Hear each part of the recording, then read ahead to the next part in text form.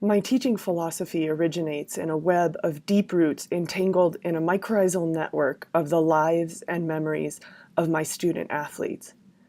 20 years ago, I became a coach, and on the ski trails, in the weight room, and while running mountains, I have cultivated a deep understanding of the inextricable links between physical wellness, immersion in nature, and intellectual development. Studying the roots of informal learning are the nodules of my first formal teaching experience. At 22 years old, I agreed to teach chemistry for the Upward Bound summer program, and I found myself in a classroom of low-income and first-generation students. Together, we discovered the motions of electrons and painted the classroom with the resulting pigments. The colors of paramagnetic transition metals now blur with the tears that marked the end of the summer. I had fallen deeply, recklessly in love with teaching and had begun to understand that teaching could open doors of liberation. I tried to fill every possible hour of my day with teaching. In a lecture hall of 200 general chemistry students, I learned that content cannot be poured like water into the minds of students, no matter how meticulously and diligently the professor siphons. By contrast, I saw how enthusiasm and passion flow freely between teacher and learner. Like the hydrogen bonds in water's liquid phase, this shared enthusiasm between professor and every student in the classroom is both precious in its fleetingness and intensely strong in its collectiveness. In these moments, distractions wash away and there is only learning, learning stimulated by emotion.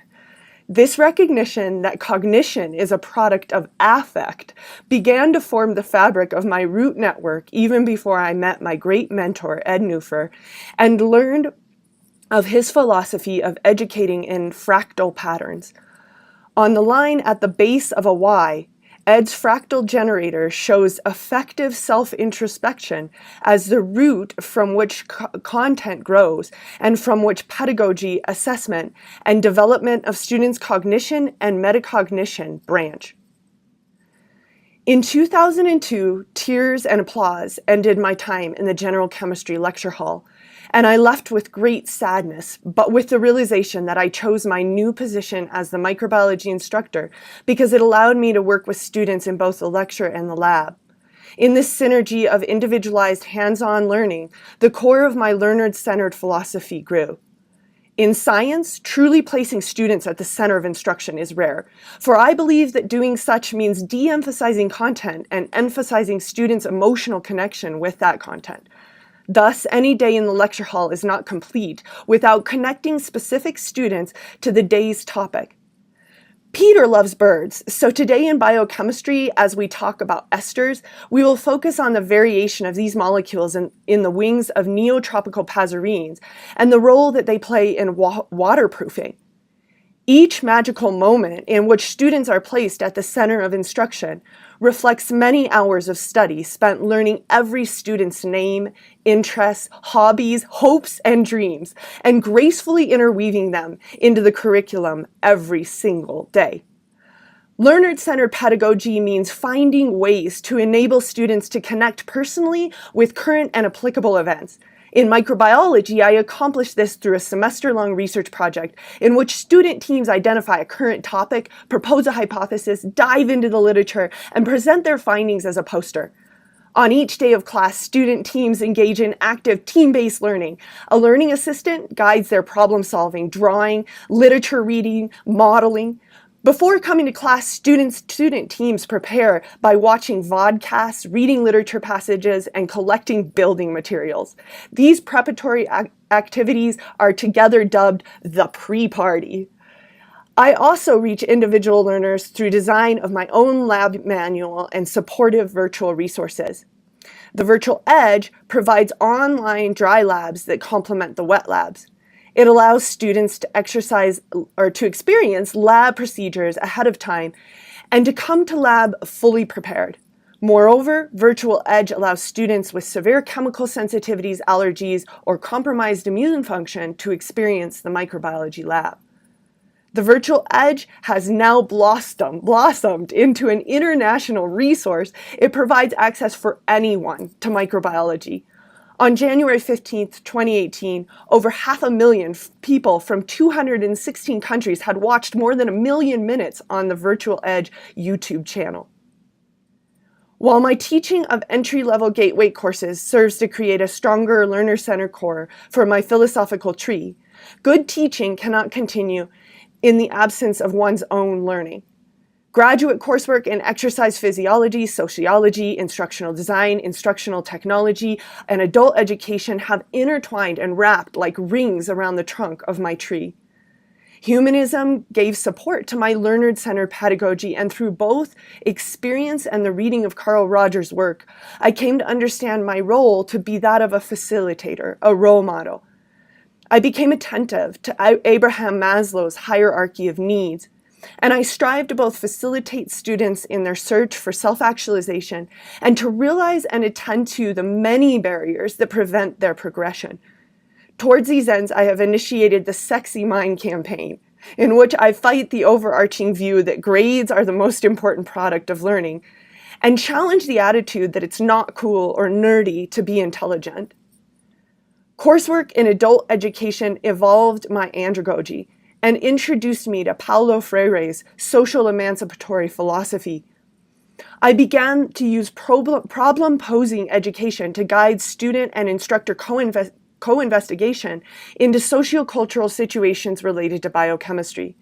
Perhaps the best example of this is in a course component called the DA Club.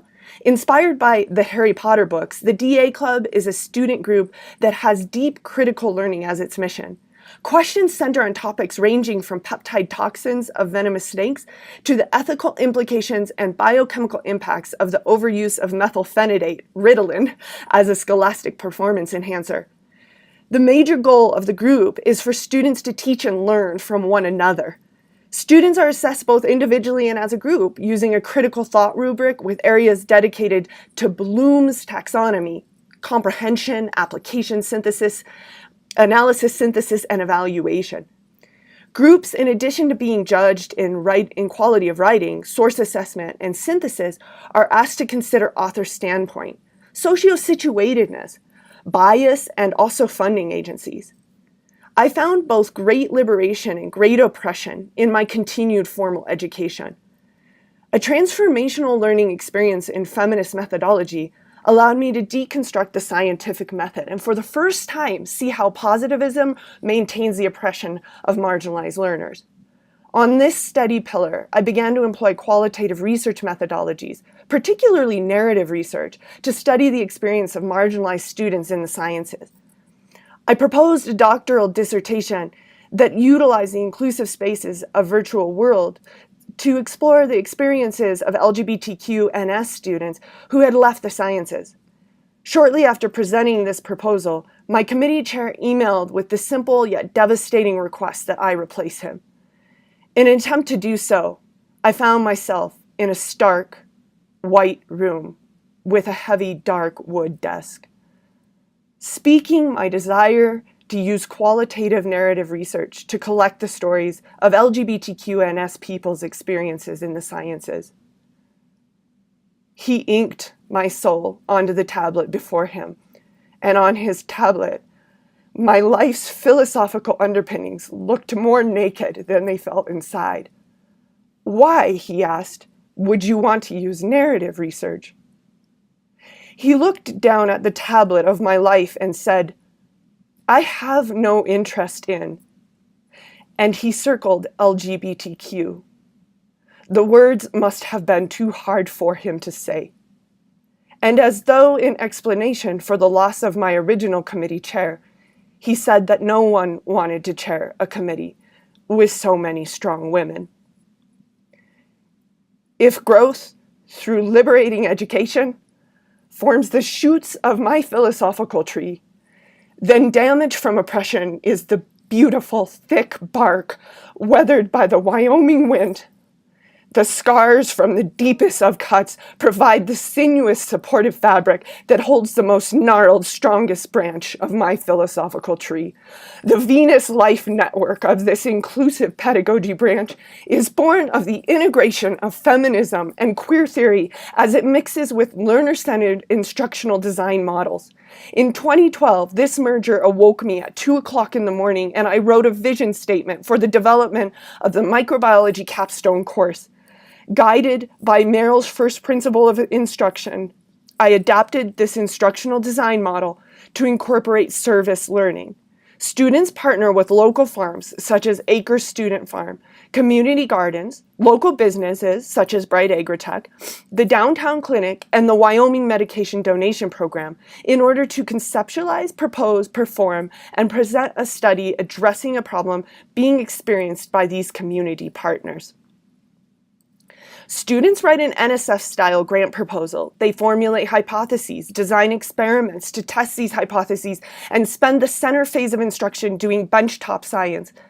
They learn and practice lab notebook etiquette, and they record their research in a digital and photo documentary that is communicated with the stakeholders. In the final weeks of the semester, students prepare and present a poster that is assessed by subject matter experts and community partners. The capstone course has enabled the assessment of students' skills and advanced the microbiology program to a top-tier program when rated by the University Assessment Committee. A manuscript reporting on this process will appear in Purdue's Interdisciplinary Journal of Problem-Based Learning this spring. But no assessment data, no matter how rich, will ever tell the full story of Capstone. Every day we come together to solve problems. We struggle together, fail together, and gain a growth mindset together. Our conversations are rich and authentic as we speak introspectively about the future, about how Capstone fits into the broader framework of social and environmental justice, and what we can do to make positive changes in the world. While the story of microbiology capstone course has a happy ending, the journey was one fraught with struggle. Insurmountable evidence exists to support the pedagogical merit of courses based in problem solving. Moreover, these courses based in problems that are tangible, local, and have meaningful community impact are more inclusive. However, the marginalization of such an approach by those who view basic science as the only approach we're celebrating often forms a thick forest of resistance. Thus, in the pilot semesters, my coworker and I volunteered our time to teach the course from 7 a.m. to 9 a.m. off the clock. Our feverish collection of evidence to show the merit of the course was first acknowledged when we garnered support at a university studies core course. It was only after this success that we gained the support of our department and were able to teach the course during regular work hours. So the thick gnarled fractal of my capstone course tree branch has budded with new growth that is soft and green and represents each of the 42 students who have now passed through the class. Before this course, I had not thought it was possible to create such a rich learning environment outside of the ski team. If team can enrich the classroom, then curriculum has the power to transform the team. In the summer of 2014, as I biked from Banff to Jasper on Canada's Icefield Parkway, I conceptualized a new course. Fueled by the receding rings of dwindling glaciers, I dreamed of a course in which the ski team would engage in problem-based learning while traveling nationally and internationally for ski competitions. A tiny bud on my philosophical tree, this dream seemed inaccessible until I met a coworker from the Hub School of Environment and Natural Resources. Suddenly, what was a bud grew into a strong shoot and eventually the largest thriving branch, fueled by the lifeblood of my student athletes as it intertwines with the philosophies of Paulo Freire and the instructional design tenets of action learning. In 2015, the UW ski team was invited to be the USA representatives at the World University Games in Strebské Pleso, Slovakia. While competing at the highest level, the skiers also took a course centered on the uncertain future of Nordic skiing due to climate change. Informed by action learning, problem-based learning, and systems theory, that is, the world's greatest problems cannot be solved by a single discipline, this course was the epitome of integrated curriculum. Full course assessment details are published in the Action Research Network of the Americas Journal. Action research is inclusive in its underpinnings, honoring the participants as equal to the researcher in voice and contribution. Thus, after teaching the skiing and climate change course for a second time, we traveled to the Action Research Network of the Americas conference with 4 student athletes to present on course design, implementation, assessment and the interdisciplinary pluriversive action research projects completed by the student athletes. It was at this conference that the thick, vibrant branch of action research-based curriculum reached with phototropism to the sun. I learned of the work of Orlando Falls-Borda and heard that named for the very first time the practice of excluding other ways of knowing in the classroom. Epistemicide. If epistemicide forms the deepest gashes of exclusion in my most gnarled tree bark, then the pluriversive pedagogies of problem-based action learning form the inclusive environments that support what I have dubbed episteme-thrive. Schooled in the traditions of andragogy, it was when buried in the depths of my adult learner textbook that my humanist, learner-centered philosophies took root. And yet, as an adult learner in the adult education PhD, I never experienced a course that effectively practiced the tenets of andragogy. Thus, in the winter of 2015, when I was asked to become an interim director of the educational development component of UW Science Initiative, I was elated to put into practice my long years of study. I've always been a cautious constructivist. My ability to let go of curriculum in favor of allowing students to build knowledge has been a journey. My charge as an educational developer to train STEM faculty in active learning pedagogies has catalyzed exponential growth. Years of knowledge in assessment has intertwined with new knowledge in scientific teaching, differentiated instruction, growth mindset, cognition, metacognition, multimodal learning, and team-based learning to create a branch the complexity of which I never dreamed was possible. Almost 20 years ago, when I fell in love with teaching students, I never thought it would be possible to have that feeling again. I certainly never thought it would be possible to feel the deep, unending love that I feel for students, for faculty. And yet, at the 2016 Summer Institute, I fell in love with educational development and with educators. On each of the branches of my philosophical tree, students bring beauty and hope as the buds that flower go to seed and disperse. However, now my tree grows in a thick forest surrounded by many other educators' trees. In our shared rhizosphere, we now draw increased strength, and together our branches grow stronger, heal faster, and bud more prolifically.